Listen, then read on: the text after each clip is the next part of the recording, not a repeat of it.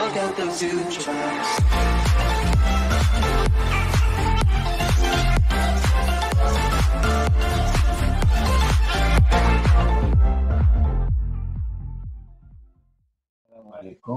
Alors, on va voir dans cette... On enchaîne avec les cours d'électricité, bien sûr. Alors, c'est l'avant-dernière leçon. Donc, c'est la leçon des dipôles actifs linéaires. On a vu ensemble les dipôles actifs passifs. Pardon, les dipôles passifs, récepteurs. Alors, actuellement, on va voir les dipôles actifs linéaires. Alors, les dipôles actifs linéaires. On va voir ensemble c'est quoi, premièrement, en premier lieu, la définition d'un dipôle actif linéaire. On va noter DAL en abréviation. Bien sûr, la caractéristique de ce dipôle actif linéaire pour faire appel à la loi d'Ohm. Après, c'est quoi le modèle équivalent de Thevenin pour un BAL et comment expliquer les associations, l'association en série et l'association en dérivation de ces dipôles grâce au modèle de équivalent de Thevenin. Et en dernier lieu, on va enchaîner avec le bilan d'énergie pour un dipôle actif linéaire ainsi que le rendement. Bon, ça fait partie du programme première année bac, mais ça n'empêche, maintenant, on peut le faire justement pour cette année. Ça marche. Alors, premièrement, c'est quoi un dipôle? Alors, si on veut définir un dipôle actif linéaire, est-ce que vous pouvez me donner une petite définition, Shabbat?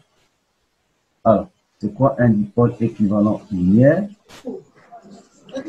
C'est un dipôle récepteur Ou qui reçoit. Ou générateur. Ou générateur. Un DAL, donc, donc c'est un dipôle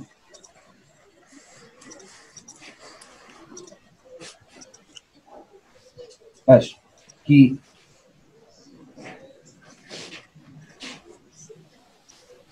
transforme l'énergie, reçue sous une autre forme d'énergie utile. Sous forme d'énergie utile ou énergie dissipée par effet joule. Par effet joule. Qui transforme l'énergie qu'il reçoit, reçue en une autre forme, reçue, sans dire, alors, en une autre forme,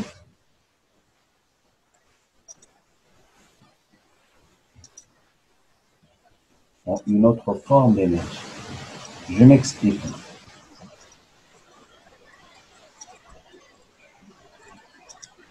Alors, dans ce cas-là, vu cette définition, on va avoir deux types de dipôles actifs linéaires. Donc, vous aurez les dipôles actifs linéaires récepteurs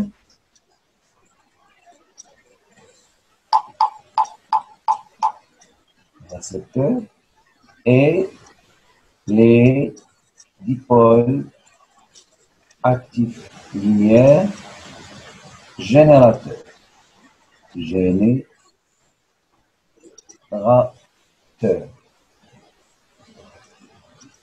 Alors, voilà les deux types de DAL, si vous voulez, des dipôles actifs linéaires. Alors, on va commencer par expliquer ou la définir c'est quoi un DAL, dipôle actif linéaire récepteur. Alors, le dipôle actif linéaire récepteur, on peut le schématiser, point de vue électrique, de la manière suivante. Donc, c'est un dipôle qui reçoit le courant électrique à travers sa bande A, qui sort par sa bande B, et la convention récepteur exige que la flèche tension UAB soit opposée à la flèche intensité. Voilà la convention récepteur. Alors, ce récepteur, qu'est-ce qu'il fait? Point de vue, alors, il reçoit quoi? il reçoit de l'énergie dans un circuit électrique. Il reçoit quoi? De l'énergie électrique. Il la transforme en deux autres formes d'énergie. Une énergie utile et une autre perdue par effet Joule sous forme de chaleur. Voilà. Alors, ça mène directement quoi? À la caractéristique de ce dipôle. Alors, quand même, on va dire un petit mot. Donc, c'est un dipôle. Alors, le R, alors c'est quoi? Le DALR, récepteur. Donc, là, il reçoit, c'est un dipôle qui reçoit de l'énergie électrique, reçoit l'énergie électrique WE, il la transforme en deux types d'énergie. Une énergie utile et une énergie perdue par Effet Joule. quoi? Par effet Effet Joule. Joule. Alors, par effet. Énergie thermique. On va voir ultérieurement avec la suite du cours. Alors, cette expression, ça va être égal à quoi? Et l'expression de l'OVJ, ainsi que l'expression de cette énergie électrique. Alors, pour connaître justement les formules, alors, ou bien les expressions de ces trois types d'énergie, alors, il faut faire appel à quoi? À la caractéristique, le deuxième point de notre. Pour la caractéristique d'un dipôle récepteur linéaire, actif linéaire récepteur, il faut tout d'abord avoir une idée sur le montage électrique. Alors, montage électrique, adapté à ça. Alors, le montage électrique. Ce montage électrique, il est formé de quoi? Montage électrique. Il est constitué de quoi? D'un générateur ou d'une pile, bien sûr, de force électromotrice par une pile, qui donne une intensité constante, reliée avec un rhéostat par sa borne A et B. Alors, au curseur C, on va brancher quoi? Un autre circuit comportant quoi? Un ampèremètre. Le dipôle en question, on veut déterminer sa caractéristique. C'est le D, A, L, R. Bien sûr, on relie un voltmètre ici pour mesurer l'intensité, enfin la tension U, ici I. Alors, la mesure de I en fonction de U ou bien de U en fonction de I va nous donner, alors, en traçant cette caractéristique, pour U égale à F de I, alors on va voir selon.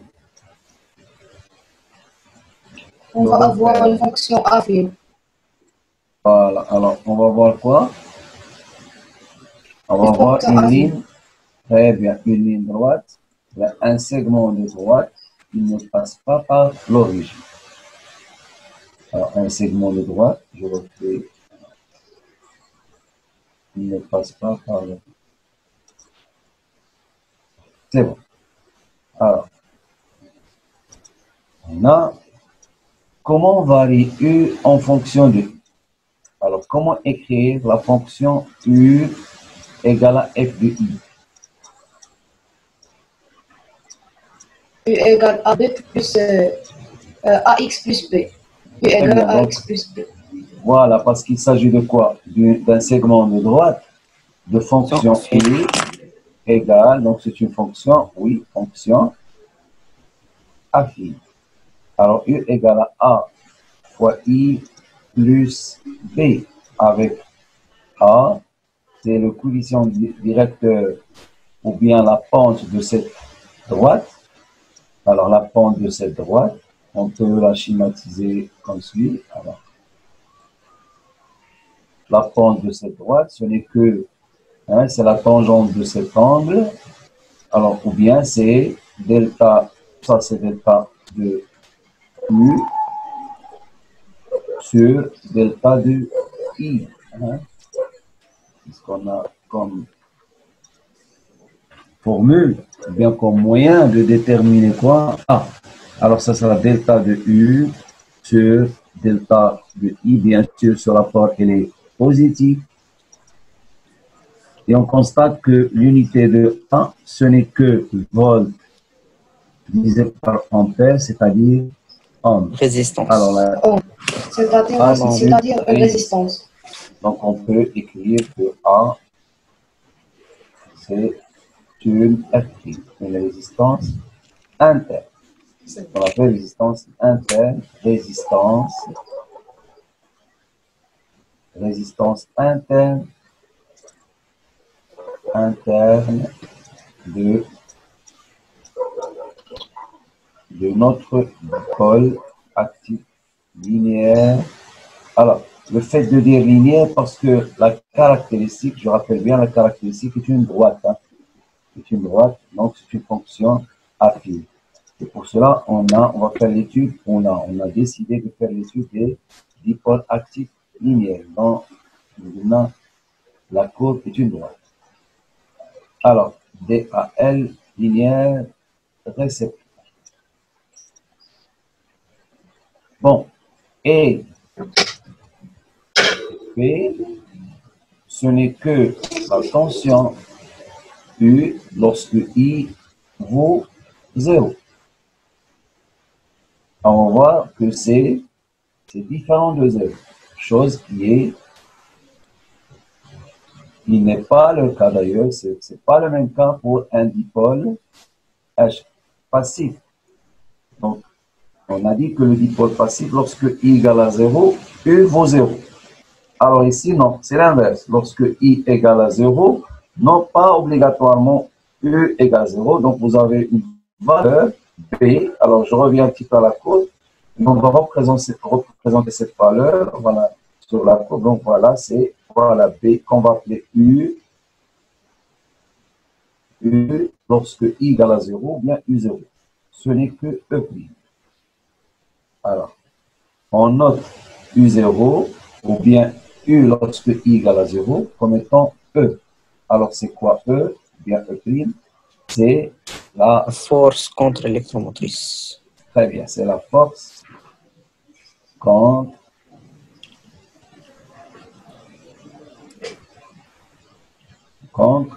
électromotrice. C'est la force contre électromotrice, ou bien on peut l'appeler H dans un autre nom. Tension. Tension à vide. Tension à vide. C'est-à-dire que lorsque I vaut 0, lorsque le dipôle est mis dans un circuit non alimenté par un courant électrique, on peut enregistrer une tension assez bonne qui n'est pas nulle. C'est ce qu'on appelle la tension E', la force contre électromotrice. Voilà. Bien. Alors, cette force contre électromotrice va nous permettre d'écrire la tension U au bord d'un DALR, dipôle actif linéaire récepteur, dans les suivantes. Donc, ça sera E' plus fois R fois R' fois I. Alors, E' pour plus R' fois I. Cette variation de U en fonction de I au bord de DALR, ça s'appelle loi d'Ohm. Pour un récepteur, un dipôle actif linéaire, dans la convention récepteur, comme étant un récepteur. Plus R' fois I. Vous voyez que la tension au bord de ce récepteur augmente par la valeur R' fois I, hein, lorsqu'il est dans un circuit électrique. Alors cette tension va évoluer avec une valeur R' fois I. Bien, voilà pour la caractéristique de ce dipôle.